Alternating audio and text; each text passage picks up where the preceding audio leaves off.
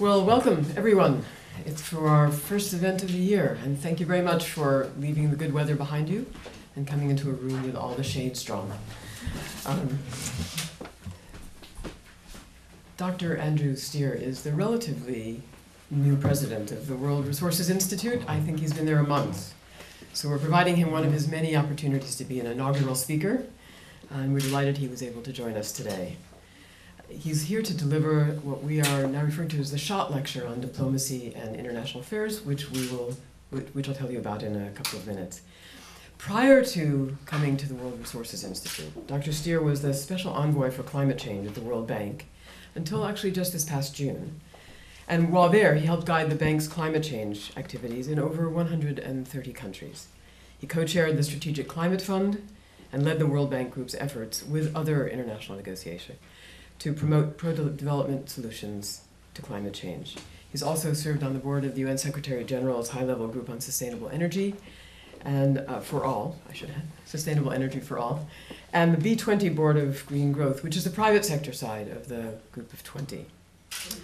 Before joining the World Bank, he was the Director General for Policy and Research at the UK Department of International Development, what we know as DFID, in London. And in earlier years at the bank, he held quite a number of positions, including Country Director for Indonesia and Vietnam, Director of the Environment Program, and Director and Staff Director of the 1992 World Development Report, which, as some of you may remember, was the one that came along at the time of the Rio Summit.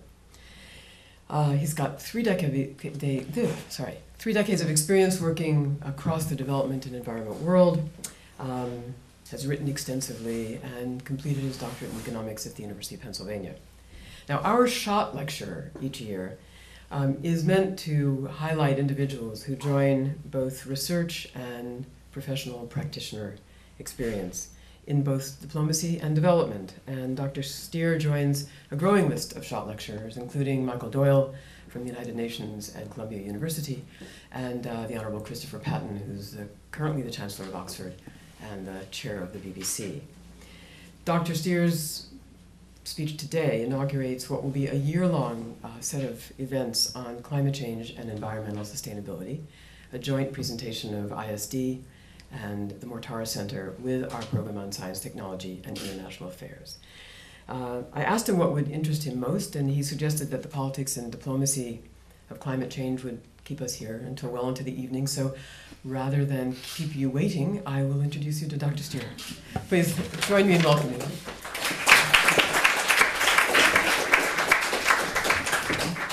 Thank you very much indeed, Paula. It's a great pleasure to be here. We need diplomats if we are going to solve the very difficult problems.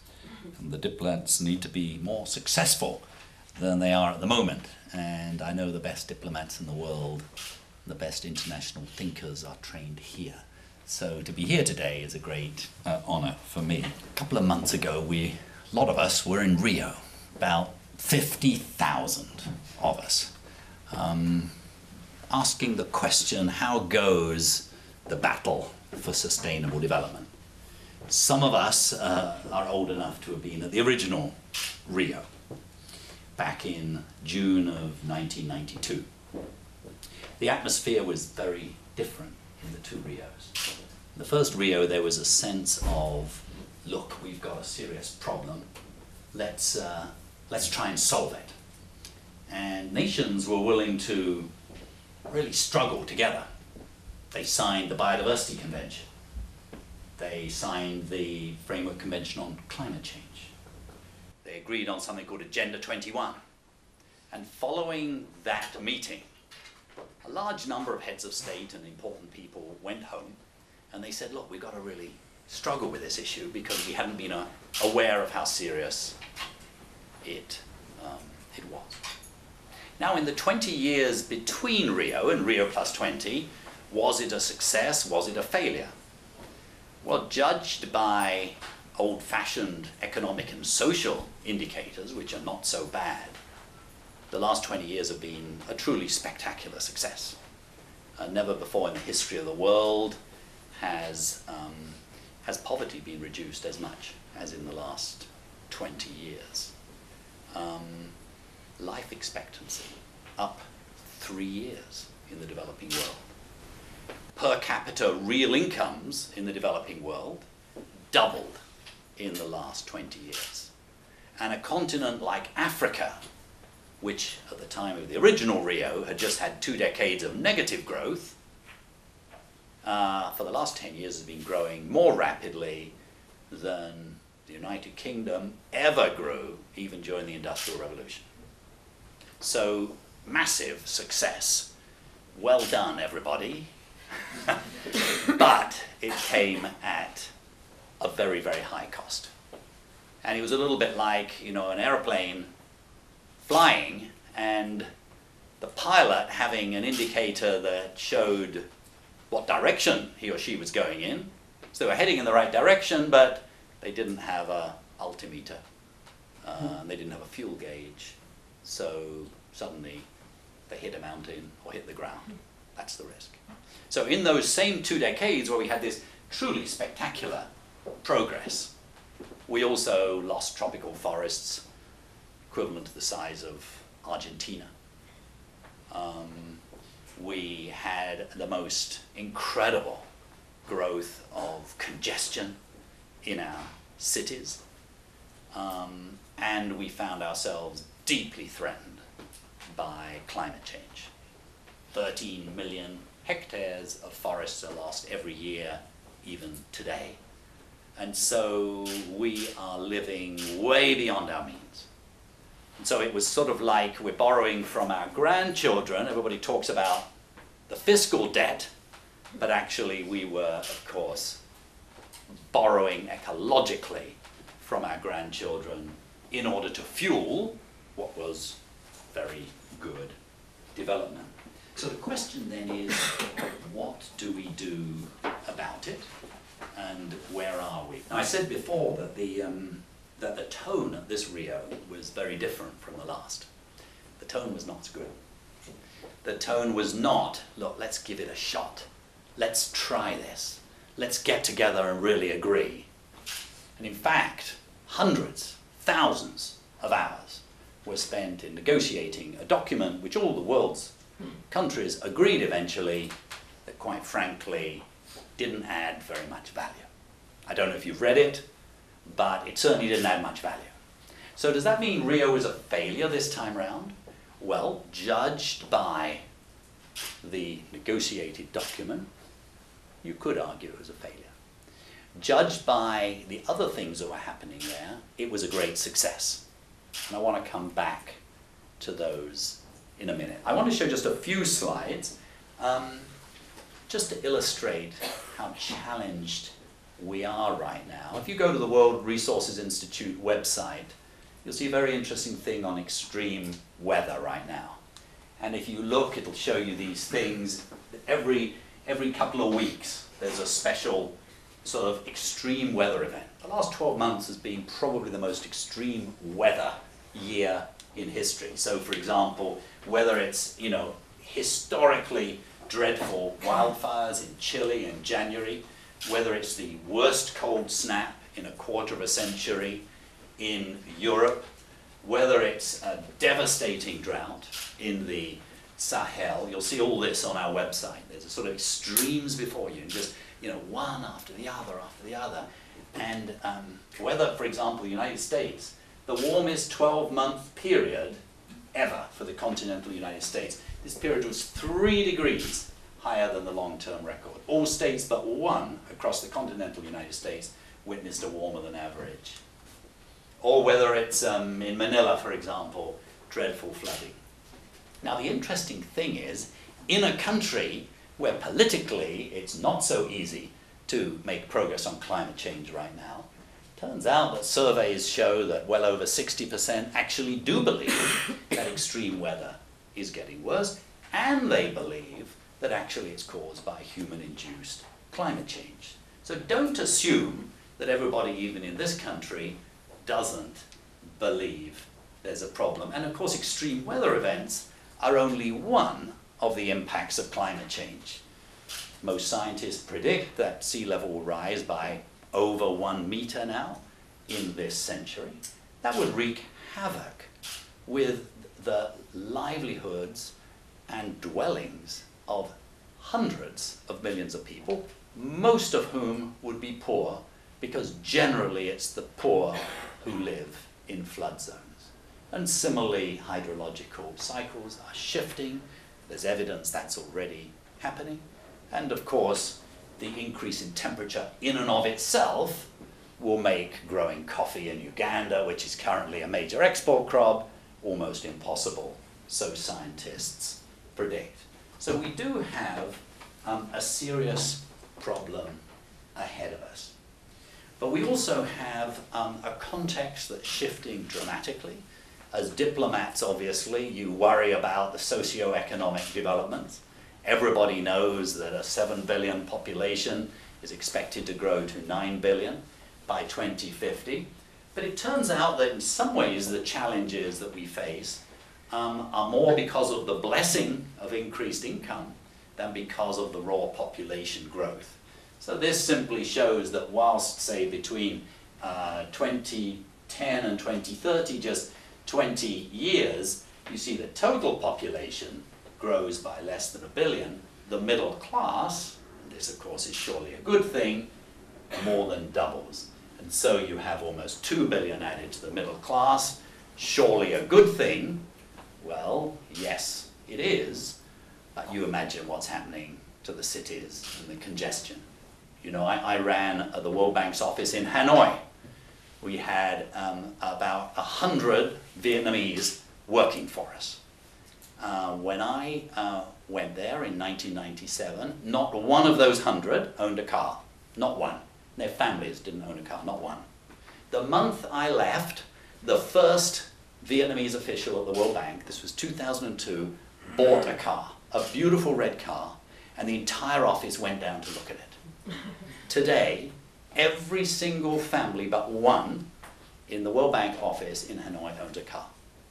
Now, you just think about the maths of what that does to Hanoi, and traffic is only one aspect.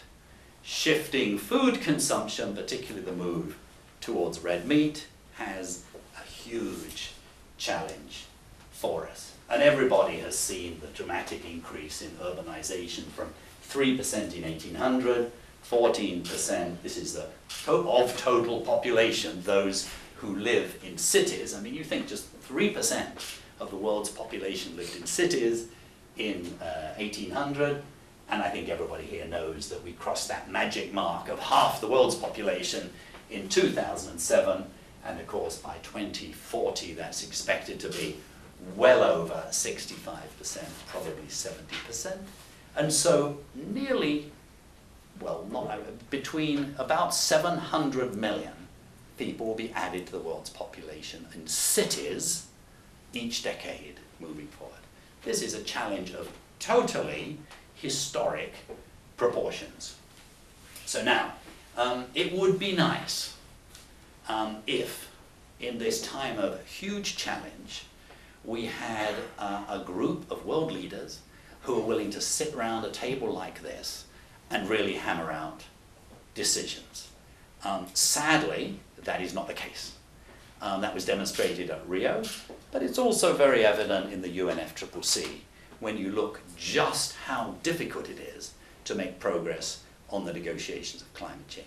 I'm sure some people in this room have spent the same number of hours I have. I must have spent scores of hours with UNFCCC negotiators, listening to them, watching them, talking to them. It is a very frustrating and difficult process. I want to be clear, we still need that process. We absolutely need to support the multilateral process through the UN, the UNFCCC, and through the other negotiations that are going on. It's still absolutely essential to a sustainable future, but don't rely on it for a few years to come. So in terms of what sort of diplomacy do we need as we move forward, let me suggest levers of change. I just want to talk through 4 of them. First, information and education. Simply making knowledge available can have a big impact. And if you make that knowledge available in the right way, it can have a very strong impact. And at the moment, knowledge is not adequate for citizens and politicians to make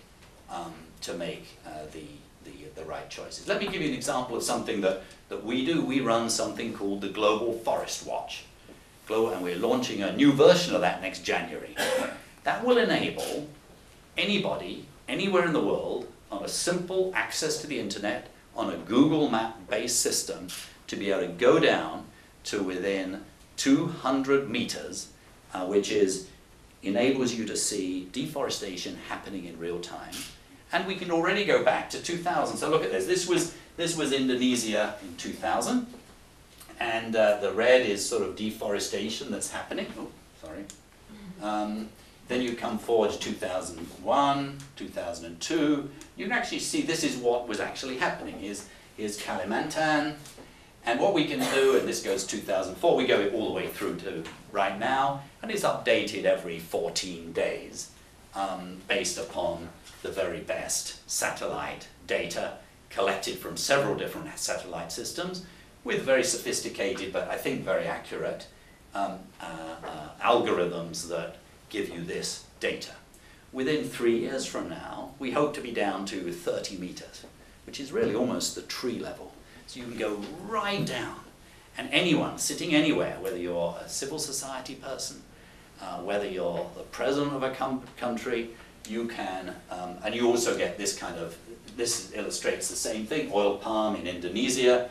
This is 1991. You see how it's gradually encroaching into the forest, 2004, and so on. You see that.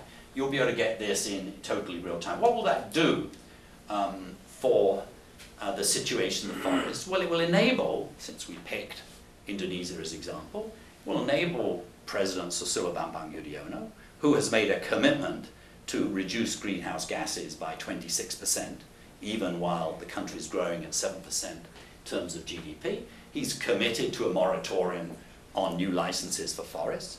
He will be able to, and we've discussed with his ministers already, he will be able to not only see in real time every 14 days what's happening to the forests, but in addition to that, we've got the maps of all the forest concessions. So you can see, within a forest concession, you expect the trees to be chopped down, but then they come back again. But the interesting thing is some forest concessions, you see the trees disappearing all the way outside the forest concession. Now what will this do? This will change the entire debate. And what's true for forests is true of water. I'll come to that in a minute. Simply getting the information. So we're an institution that believes getting data out there, informing the dialogue with data is exceptionally important, and it's exceptionally important to the diplomatic process as well. The second, it would be nice if everybody at the national level was a real leader. Unfortunately, that's not the case. So what we do, and what everyone needs to do who wants to make a difference now, is identify leadership. That may happen at the national level. Some national leaders, some national parliaments are real leaders, but it's more likely right now to happen at the city level, for example, or the corporation level. And so what we need to do is really to identify such leaders and to help them. So for example, in the cities, New York City, fantastic leader. Mayor Bloomberg has played an exceptionally important role. On our board we have Dan Doctoroff, who runs the whole Bloomberg thing. He used to be deputy mayor. Under his leadership and Mayor Bloomberg's, they introduced an entire sort of new approach to climate change. As a result of that, Mayor Bloomberg is now head of something called the C40. The C40 is a group of, well, it's actually now got about 54 members, of the largest cities in the world who are committed to climate change. And this group gets together, and because of the political power of it, they're able to have conversations with their national leaders at the international level. So my point being that diplomacy in this line of business has to shift so that we talk to those who are willing to stand up, demonstrate they're able to do it. And so, for example, this is Qingdao. We work in this major city in China. The mayor, the People's Committee, they want to be leaders in this area. So we're working with them on sustainable transport and measuring their greenhouse gases. And this year in China, as you may know, 5 cities will be introducing cap and trade systems on climate change, on greenhouse gases. So I went and spoke to the mayor of one of such cities, and I said, so this must be a real burden on you, to have this thrust upon you. I mean, who wants to have to limit their greenhouse gas emissions and then introduce a trading system within your own city? He said, no, we all volunteered. He said, this is great, this is good for us, it's good for our political careers, but on top of that, he said, I want my city to become a real center for technology and renewable energy and so on. So you see, so the diplomacy shifts from just the national state, obviously, to the real leaders. Now, just as we identify leaders in the city level, so too we need to identify leaders in the corporate level. And one of the things that we do is we run all kinds of corporate round tables where we bring people together, the CEOs of major corporations who really want to make a difference. And they're interested in different things. So this illustrates a major tool we have on water. We call it Aqueduct. We did it together with the Coca-Cola company. And what this does, through a whole lot of very sophisticated technology, it measures quantity and quality of water that is available in the 285 major river basins in the world. So this is the situation today. Then what we can do as part of this model, which again is very simple, anybody's got access to it on the internet, again using very sophisticated mapping capability, what we do is we say, okay, let's look at the different scenarios under what's called the International Panel for Climate Change. So assumptions on economic growth, on population growth, and also, and this is important, assumptions on climate change. And under different assumptions, you can show how the risk levels within different parts of the river basin shift. This is incredibly valuable for the private sector because a huge number of private companies, all manufacturing companies now, have to worry about water. Will there be enough? Will it be the right quality? Will they get into reputational problems, being criticized for taking too much? And so they worry a great deal about water risk. Because they have this tool, they can see where risk is high. They can then go to the government and the local authorities and say, look, we've got a problem here. So you have that feedback loop from the private sector into the government decision-making process. So the second thing then is to identify leadership and support it. And whether it's the World Bank or whether it's the World Resources Institute or whether it's anyone who really cares about making a difference in the world, you really need to identify who's willing to be with you in it, support that leadership, demonstrate success, and have the feedback loop then into the international negotiations. And one of the really exciting things about the Rio +20 was precisely the kind of alliances which I want to talk about now, which is what you see is whilst the country delegations are spending all night trying to agree language which actually doesn't really add a whole lot of value, albeit it's worth doing and we need to support it, you had really buzzy groups out there. I was on a panel called Ban Ki-moon established it, the high-level panel on sustainable energy for all. 26 of us on it, 18 of them were CEOs of private companies, banks, private banks, all kinds of corporations in manufacturing, and then a few people like myself. We were making all kinds of ideas, building a coalition. We had a lunch yesterday to follow up. Chad Holliday, who's chairman of Bank of America, he co-chaired it, together with a guy called Kande Jung-Keller, who's head of UNIDO, head of UN Energy. As a result of that, and now the new president of the World Bank is going to be co-chairing it with Ban Ki-moon, bringing in the private sector, that will get real change, I believe. But in other words, it's an alliance, if you like, what some people call, plurilateralism or mini multilateralism, or I don't know what you call it, or coalitions of the willing, if you like. This is another example of that for us has been exceptionally important. 12 years ago, when people started becoming interested in measuring greenhouse gases, there were no manuals on how to do it, there were no protocols, and we established something called the Greenhouse Gas Protocol. 65% of the Fortune 500 now use that. And each year it's becoming more sophisticated, where now we not only look at sort of the factory and what it emits, we look soup to nuts through the entire value chain, and if you look at the total value on the New York Stock Exchange, I can't remember the current data, you remember, James, it's something like 70% of the entire value of the stock exchange, not only in the United States, but in many other countries as well, now measure greenhouse gases. Why do they do it? Why do 65% of the Fortune 500 now fill out forms every year, and it's quite onerous to do it, send it into Carbon Disclosure Project or some other such measuring thing, using our protocols, our measurement techniques. They do it actually partly because they're leaders, which is good, partly also because they're bond raters, and the pension funds that lend the money demand that they do it. And so we've now, we and others work with a whole range of financiers, especially the big institutional, the insurance funds, the pension funds, who want to do the right thing. If you're the California Teachers Pension Fund, you want to do the right thing. You want to have ethical standards. They then say, if you want to borrow money from us, if you want us to buy your bonds, Company X, you will disclose this. So you see, you start getting a virtuous cycle using the marketplace. But how do we get there? Through a lot of soft diplomacy, getting the private sector, bringing in technical ideas, and so on. And so that's another example of building alliances. Let me give you one final one at the other end of the spectrum. So the greenhouse gas protocols, these are the top companies doing very sophisticated analysis. We also work at the very community level. We run something called the Access Initiative. We have something like 300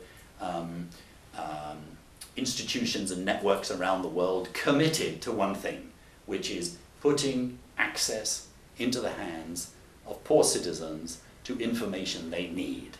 And so this would, for example, these would be networks in now something like 45 countries, or the large developing countries, that are basically working to make sure that citizens at the local level have access to information on what money is being spent in their community, how much, how's an environmental assessment done, a whole range of issues like that. And of course that is transformational from the bottom up, just as the greenhouse gas protocol is transformational from the top down. And just finally, these all add up to demonstrating success. So we need to think of the entire idea should be, how do we get, in the case of climate change, how do we get UNFCCC to negotiate the deal that they have committed to negotiate by 2015? And how do we get that to be ambitious enough? The best way to do it is to demonstrate through all of these measures that actually success is possible, it's good for your bottom line, it's good for your jobs, and so on. So whether it's in Mexico City, where we helped introduce, we have a huge program on urban transport, and especially bus rapid transit. We can now demonstrate in Mexico City this is win-win. It seems obvious today, but it wasn't obvious. You take one lane away from the cars, people go much quicker here, your greenhouse gases go down, your pollution goes down a lot, you save a lot of money for the economy, the companies save money, become more efficient, you get more investment, the city becomes more livable, more foreign investors come in, more domestic investors come in, so you demonstrate that kind of. This needs to then be injected into the political and diplomatic debates that take place, in the UNFCCC and in the other major negotiations. So too, forests, deforestation is so depressing, it's just such a losing battle. Or is it? Well, no, actually it's not. You look to see what Brazil's done in the last 10 years, it's remarkable. They've demonstrated that actually in order to become an agricultural superpower, you don't need to chop your forests down. You actually can show that success is possible. We now have a major project on what we call regreening. And we've identified, this is a global map, but this goes down again to the very, very small scale or big scale, whatever it is. And it basically says, here's where you could regreen and it makes economic sense. Here's an example. Again, I've lived in Indonesia for a total of 8 years in my life, so I love talking about Indonesia. This is Indonesia. You go to Sumatra, you fly over either Sumatra or Kalimantan today. very different from what it was 20 years ago. I mean, it's oil palm and so on. They want to become, they already are the biggest oil palm exporter in the world. They want to grow and grow it. You can't blame them because we all use oil palm or palm oil. Where do they plant the trees? Well, up till now they've planted them where it makes the most economic sense, which is chop down existing trees, sell the trees, use the money to help invest in the palm oil, the oil palm plantation, and then you get into that kind of, turns out actually that you can do it in degraded land. In central Kalimantan alone, there's 4 million hectares of degraded land like this. You can put it here, but there are lots of problems. It's difficult to put it here because here there are all kinds of complex legal issues related to property rights, for example. Whilst if you go in virgin forest, there are no issues of property rights. So by showing that it can be done, albeit it's complicated, work with the local authorities on property rights, by showing it can be done, and a country like Indonesia is trying to do it, it's not easy, showing it can be done, that then loops back right into the negotiation. The final slide, the whole lot. Look, in today's world, the new diplomacy, if we're going to make progress, you have to do, this is not an anti-Wall Street, by the way, this is a pro-Wall Street. We work with Wall Street. Yeah, you've got to engage these guys, but you also have to engage these guys at the United Nations. Here's Mary Robinson, who you all know. We're just launching a major program with her organization called Climate Justice. We want to reclaim the notion of climate justice in the 3 years before 2015. So we've got to bring in these mainly citizens and if you like, those that come from a sort of human rights basis. And then we need the leading academic institutions in the world, like Georgetown, to play a leading role. So look, there are massive challenges ahead. It is incredibly easy to get very depressed about them, but we don't need to be, because actually there are some great openings if we're just smart enough to use them. But the day when you could go in and just work with the government, or just work with the private sector, or just negotiate things in the UN, if those days ever existed, they certainly don't exist today. And we now need a much more multifaceted, more complex set of engagements, targeted, building coalitions, feeding back into diplomacy. Let's have a discussion about that. Thank you very much.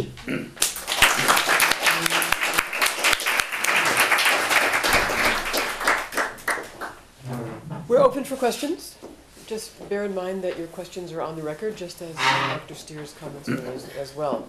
So, for starters, Joanna, and could you please identify yourself so everyone knows? Sure. Hi, I'm Joanna Lewis. I'm a professor here in the School of Foreign Service. Thank you very much for your presentation. I found it fascinating that you brought up all these exciting examples of things that are happening in China and in Indonesia, and you didn't mention much about what's happening here in Washington. So I'm curious if you could talk a little bit about, now that you've been here a while, and the role that you think the U.S. political situation, action or inaction on climate change is playing in the broader global debate right now. Should we do them one by one, or? Sure, why don't we start that way and see how we go. Okay, well, I was hoping we'd have a few more before I had to get to that one. No, that's fine. Look, you have probably more insights than I do on this. I mean, obviously, this is not an easy time to work on climate change. Doesn't mean we can't. We're just bringing out a major report in a couple of months on what the United States can do with what we call existing authority.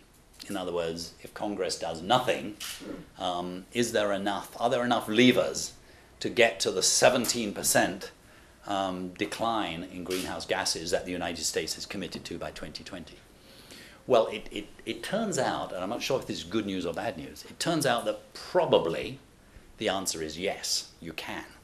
Now, that's good news, because at least the United States, if that happens, is able to demonstrate that it is on track to achieve what it wanted to do.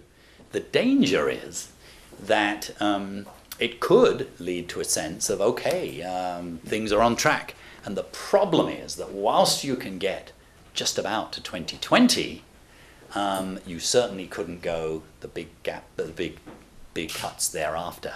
And if you want to get to the big cuts that are needed after 2020, and you want to do it at a reasonable price, you need to start now thinking about it. So this is not going to be easy. Having said that, you know, there are, who knows? I mean, maybe even the fiscal cliff offers some opportunities. We are going to have to think about charges and taxes that perhaps are even more efficient than today. Why not start taxing bad things like greenhouse gas emissions and stop taxing good things like incomes and work? Surely that shouldn't be a partisan issue, because it wouldn't increase overall taxation. It could be revenue neutral. So, I mean, look, we live in hope, obviously, and the world desperately needs leadership from the United States. And, you know, I've seen it in many other areas around the world, and, you know, we need it. I'm Greg Nemeth from the University of Wisconsin. You talked at the beginning about the 1992 summit, how that was pretty much regarded as a success, and how the last 2012 Rio Plus 20 would be hard to really characterize it as a success, even if there are parts of it that were. Looking ahead to 2015, what do you think has to happen there? You mentioned that a couple of times. What has to happen there for you to say, okay, that was a success? What are expectations for that? Well, in Cancun 2 years ago at the UNFCCC negotiations, the world agreed for the first time to limit limit average temperature increases to 2 degrees Celsius. So success would have to include targets with firm decisions that would lead us to that. Now, as you know, the agreement that was made last year in Durban is that by 2015, it was actually really made in Cancun, by 2015 there would be an agreement. It would come into force in 2020. So we have 3 years to reach a decision. This is very, very difficult, obviously. It would have to be fairly explicit on what the overall greenhouse gas trajectory will be. Roughly at the moment, as you probably know, you know, whether in the United States, I can't remember, it's gone down, but it's about 17, 18 tons a person. Europe, slightly under 10 tons per person. China, I think now about 6 tons per person. By 2050, if everyone in the world has the same right, we're allowed 2 tons per person. So that's a serious decline, not only for us in the United States, but for the emerging economies too. So, yeah, I mean, I think we do have the arithmetic that would enable us to say the agreement is a good one. Even so, it would then need to be implemented, of course. And so sort of means of implementation would be necessary.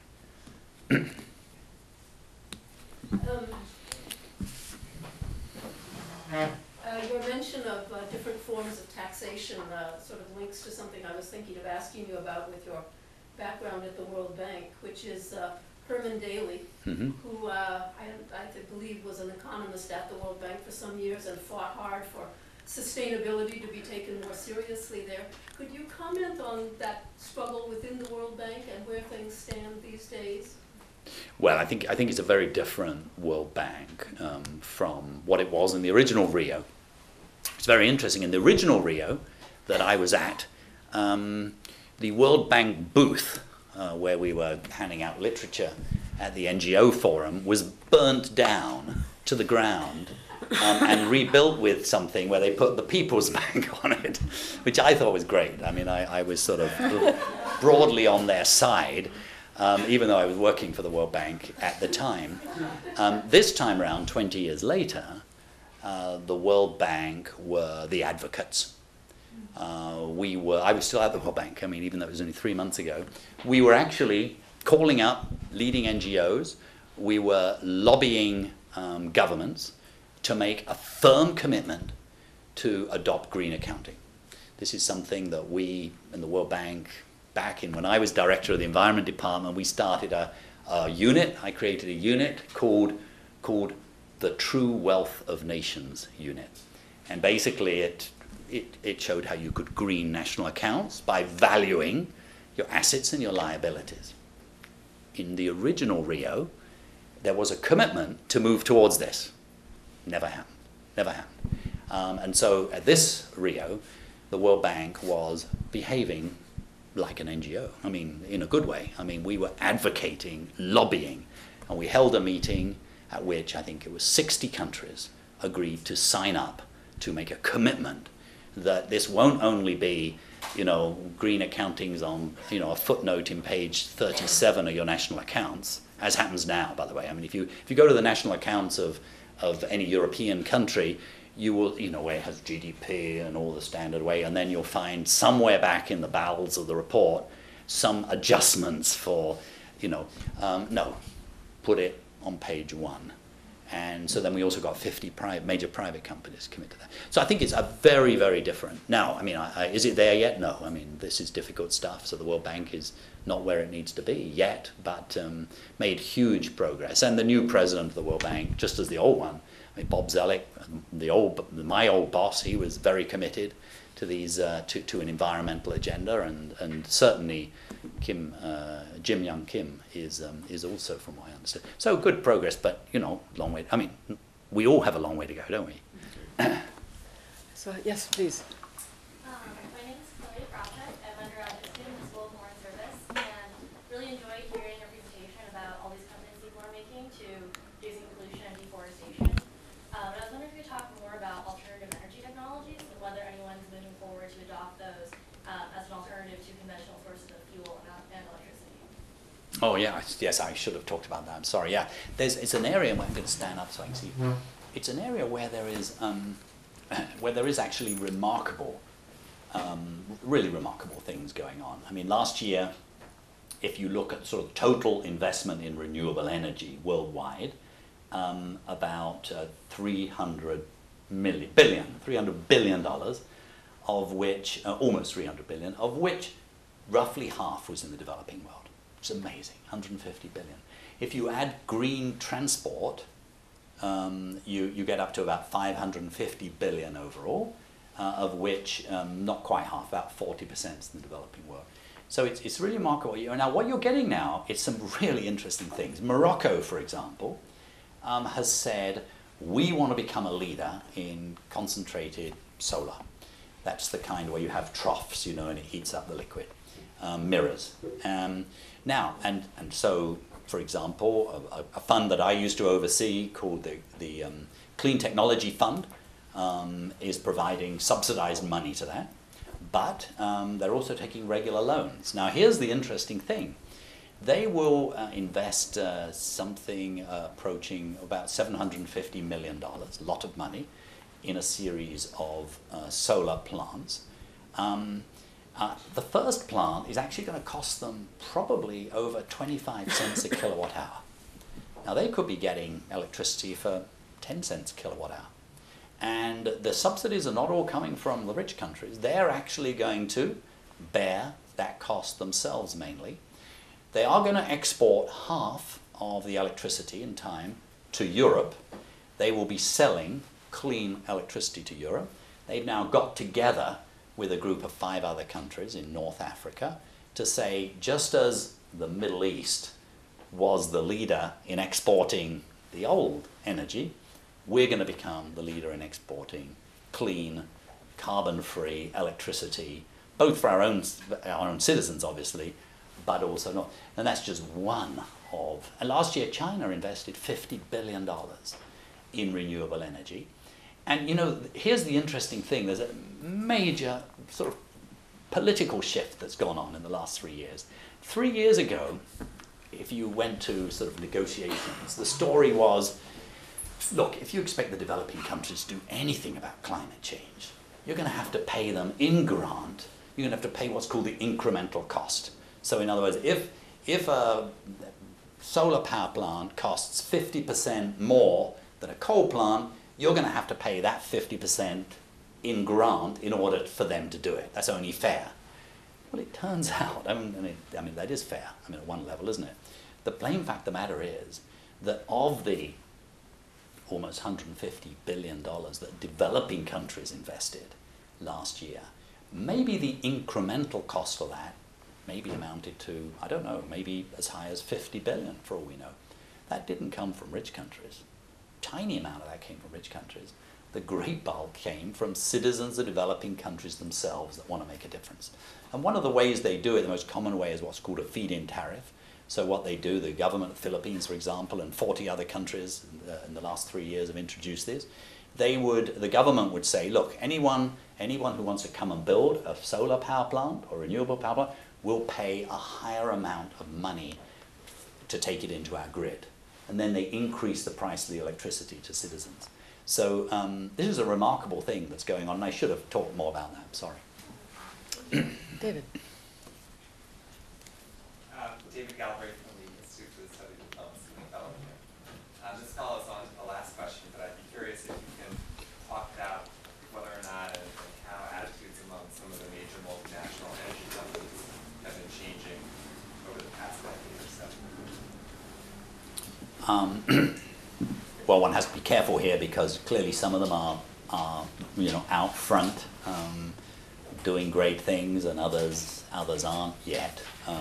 Certainly, those who produce hardware, whether it's GE on their Echo Imagination, or whether it's Siemens, these guys truly and utterly realize that this is the direction of the future, and they are doing already very well out of it, and it's a wonderful thing to see.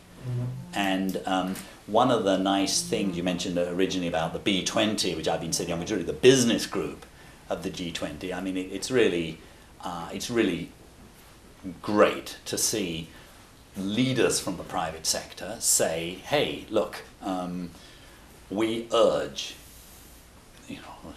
our report, which is a private sector report, urged the G20 heads of state to introduce a carbon tax, to eliminate fossil fuel subsidies, to put in place renewable energy standards. This is the private sector asking their leaders to do this. Why do they want that? It's because they want the certainty. I think here's the thing. I think anybody who looks at the world and really from a scientific standpoint, there's a problem out there. And you have a feeling that at some stage, every country, including the United States, will get it and will realize we've got to do something. The problem is, if you don't know when that Damascus Road experience is going to happen, and suddenly, you don't know how to predict, and business people need to predict. They need to borrow money and have. So what they want is confidence. They want to know what are the rules of the game, set them, stick with them, and they know that the direction is going to move towards sort of cleaner energy and requirements of lowering greenhouse gases. So the sooner the better they can get to signals that they can then operate under, the better. So let me not talk about all the oil companies and so on. Some are doing a good job, and others less so. Yes, just here. Hello, my name is Rachel, and I'm a Georgetown alumna, but I work at the World Bank right now. My question is actually what you see as the role for environmental justice in this discussion, and specifically as we're thinking about gender aspects, and especially as we're seeing it with smaller grassroots organizations that are focusing on that, if we're thinking about the Greenbelt movement or Naganya in India. Do you see any role or any future for? I think that's one of the reasons we're working with Mary Robinson. Unfortunately, the word justice and the word equity has been sort of politicized. But this is a justice issue. Who does climate change hurt? It hurts the poor, and you bet it hurts women more than it hurts men. Because women are the people who have to get the water. There's already evidence that they are paying a higher price. Who does extreme weather events hurt?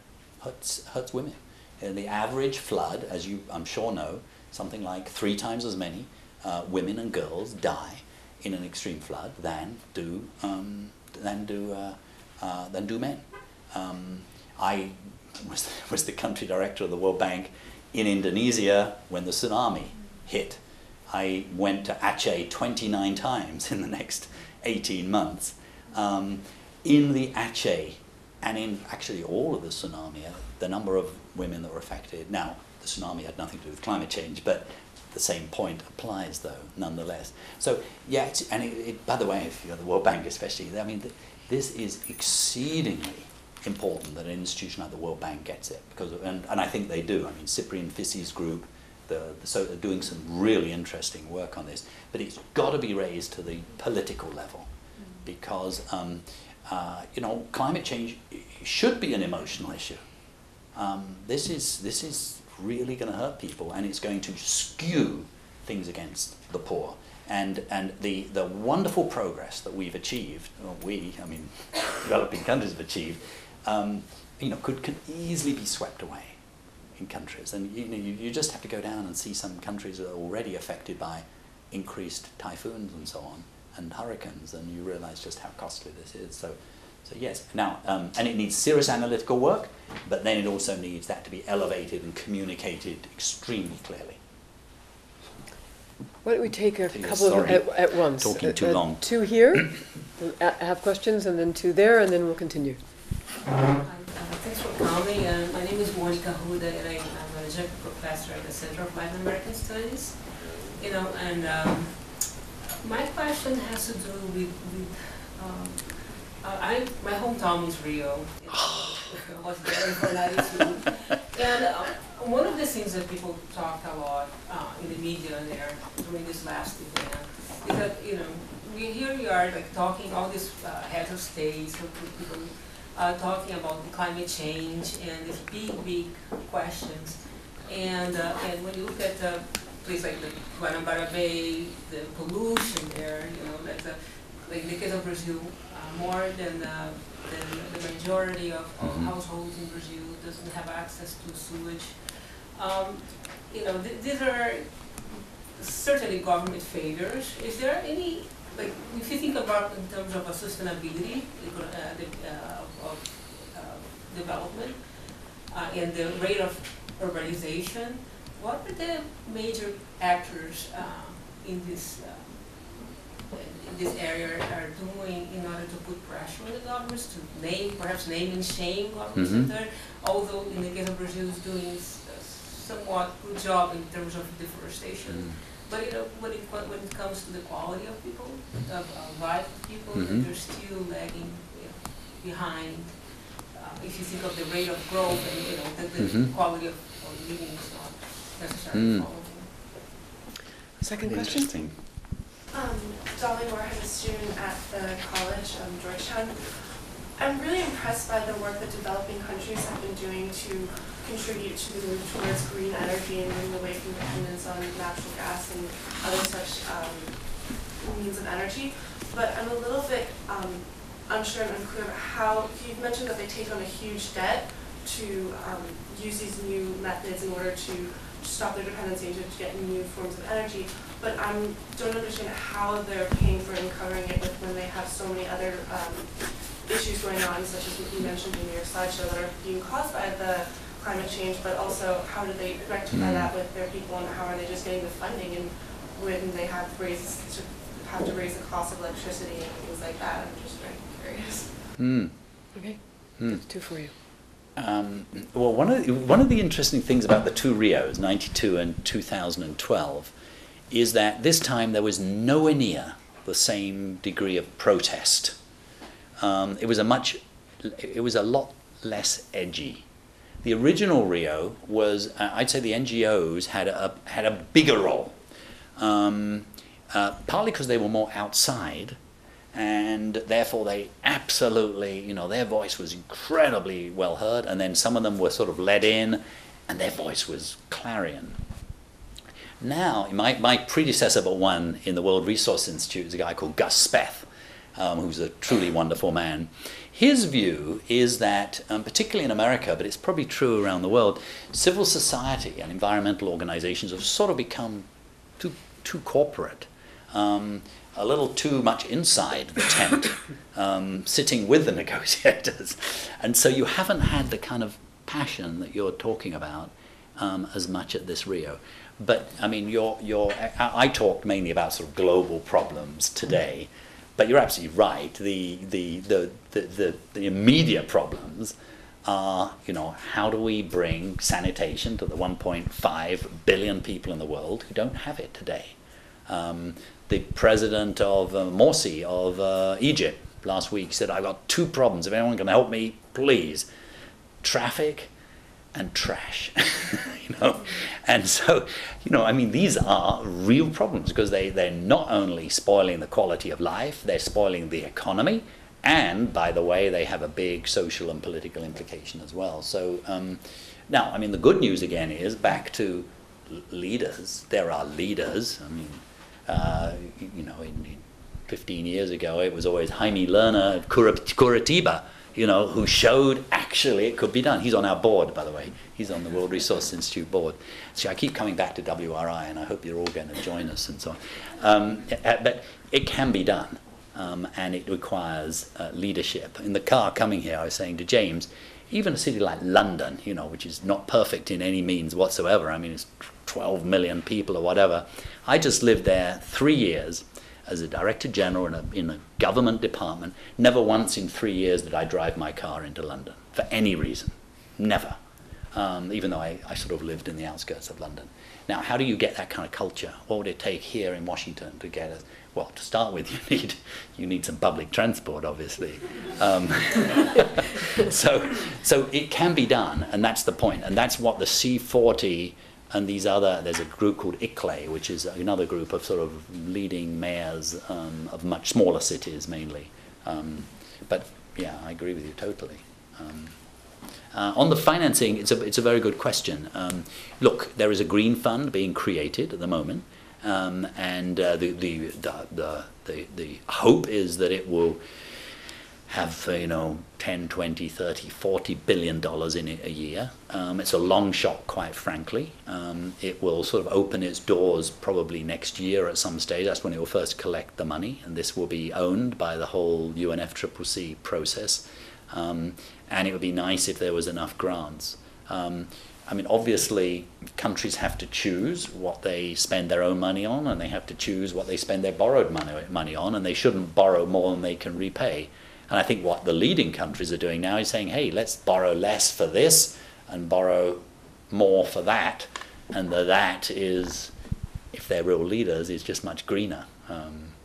And we talked before about renewable energy. The prices are coming down dramatically. I gave the example of 25 cents a kilowatt hour. The only reason they're doing that is because the second plant will cost 20 cents a kilowatt hour, and then they'll come down to 15, and before long, it'll be at parity. So at least we hope. But it takes leadership, because you've got to explain to your citizens, your parliament, why you're doing that.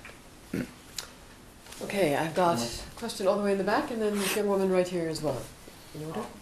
Stephen Stern, now in the not-so-distant past with the Asian Environment Division and Social Development Department of the World Bank. Yeah, no.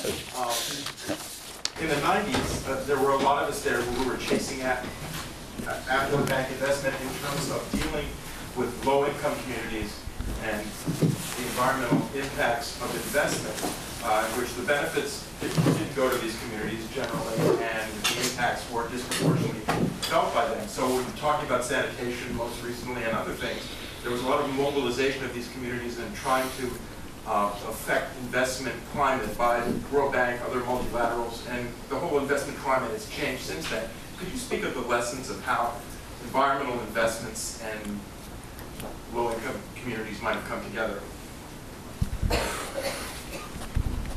And over here. I'm sorry, my name's Elaine Colkin, and I'm an undergraduate researcher from Mortara Center. And I was really interested in your side about the green middle class and how that relates to consumption patterns. So when you mentioned that sometimes now civil society organizations and NGOs are a little bit too inside the tent as far as working with, corporate organizations or other sorts of firms, which encourage the sorts of consumption patterns that actually those organizations are trying to work against and change values, and we're going to kind of address that relationship. Yeah, it's a good question. Stephen, nice to you again, and you played a very, very, very valuable role. I'm not sure I fully understand your point, but is it that in the old days we didn't look at the externalities, we didn't do enough environmental assessment, then we learned how to do them, but now we need to go to the next stage? In terms of community mobilization to deal with their own sanitation, yes, for instance, yeah, all of the lessons of that which were being learned. Yeah, I think there's been, there have been several revolutions in development thinking in the last decade, but take cash transfers at the local level. I mean, that's one of the biggest, starting in simultaneously in Mexico, Brazil, in Latin America, and countries like Indonesia in East Asia, where if you look, for example, just hope it's not a digression, at the time of the Asian crisis, when the Indonesian economy declined 14% in 1 year, massive poverty, they created a small program for 17 villages in North Java. Today, that same program is in 80,000 villages, and they have accountability mechanisms. We were talking to the car coming over about how every village hall has, how much money is coming in, decisions are made in a participatory way. Does some money leak? Yes, but there's nothing, that the train doesn't stop from the Ministry of Finance and the village. It doesn't go through any other places in between where you could take the money out. So massively successful at doing the kind of thing. I mean, every independent review of that shows that people choose to use money, if they are given authority over it, in a way that improves their livelihood, that improves sanitation, that improves low-level access, in terms of being able to get their motorbikes in without. So yes, I mean, I think there's been some wonderful times. In sharp contrast to 25 years ago, I was working on the Kampong Improvement Program, which was very well intended, but I mean, quite frankly, still a top-down government bureaucrat designed. Did you work for that? No. That was one that was, an inspiration, both bad, but yeah, attempt. Exactly. Yeah. Oh, and this question. Well, look, I wanted. That's really good. Both of those points. The in the tent thing. Look, I mean, the main point of what I was trying to say today is that we need to be more sophisticated in our diplomacy, and that's not just formal diplomats. World Resources Institute. Our mission is to improve the world. Now the question is, who do we work with in order to do that? We could just write our own reports and send them out, and we could work with local communities, or we could work with companies. You have to do them all. But in order to be effective, you do have to be able to engage with the private sector. But you need to absolutely know what you stand for, and you need to have crystal clear guidelines of when and you won't work. We have our organization, I'm sure it's true for NRDC and World Wildlife Fund and others, I'm sure it's true for them too. Very, very detailed conditions under which we won't take any money from the private sector, conditions under which we will, conditions under which we will, ever co-brand anything with them. Got to be, and we have times past, every year we say no to private companies that want to be a partner with us and want to give us money. And we also say yes to others, and we're growing very rapidly in our engagement with the private sector. So one absolutely needs to know what one stands for, and one needs very clear, if you like, firewalls, because otherwise, exactly as you say, one can. And the middle class, I mean, is a whole subject on itself. I mean, it's worthy of your PhD dissertation. Dave. Sure, Dave Hoppy, a fellow here at the Institute for Study Diplomacy. Was Northeast Asia represented at the summit? And my question specific is what their position was, seeing an increase in coal consumption in China, following a nuclear incident in Japan, a transition to maybe a temporary, but the obvious increase in coal consumption, Mongolia's goal in increasing coal export, all those initiatives counter to what you're proposing. What was their position at the summit, if they were represented? Well, Korea has, as you may know, sort of positioned itself as the leader of green growth. And they certainly have done some wonderful things in Korea, and they've now established something called the Global Green Growth Institute, which will become an international organization, and they've got many countries to support them. They're doing great work. We're a partner with them. And I think, China is a complex story, but it's doing remarkable things. By 2015, it will have nationwide cap and trade. By 2020, it wants to be part of a network system. At the same time, obviously, we're all asking the question, number one, on the shift away from nuclear power to the shift that shale gas and fracking offers us in terms of much lower prices, and three, the sort of the whole set of issues associated with coal and whether or not carbon capture and storage. So those people who are in the business now of looking at trajectories for global energy outlooks, I mean, this is a great time because everybody wants to know what will happen. I mean, last week I met with the chairman of a very major European oil company that also is involved in shale gas and tar sands as well. They're over here in the United States with their board trying to figure out sort of where is the legislation going to go at the state level here on fracking, what will be the requirements, and what in turn will that, and new technological developments, what will that do to the global energy story and the potential shift towards a, at least temporary, greener future. So it's a very complex set of issues. I wonder if we could ask you to conclude by coming back to some of the issues you raised earlier on. And you've talked quite persuasively about the way in which new kinds of alliances and coalitions, and a number of both state and non-state actors are engaged in this. But you also touched upon the problem of issues like equity and justice somehow having become politicized. That is usually the role of norms setting standards of international organizations, precisely the ones that you're suggesting are on the downside of legitimacy right now. So can you close by talking to us a little bit about the formal diplomacy of all this and where it connects to all of the initiatives that you've been describing thus far? The formal diplomacy with regard to climate change. Absolutely. Well, look, I think there is a feeling that diplomacy in the UNFCCC is not where it needs to be. Don't think that's a secret. There is a feeling that those who negotiate for their countries, and by the way, this doesn't include the United States. The United States has a couple of wonderful people leading it. I think Todd Stern and Jonathan Pershing. So I don't include them at all in this. But in some countries, particularly the G77, those who represent their countries sometimes have been doing it for a long time. It's become a career for them.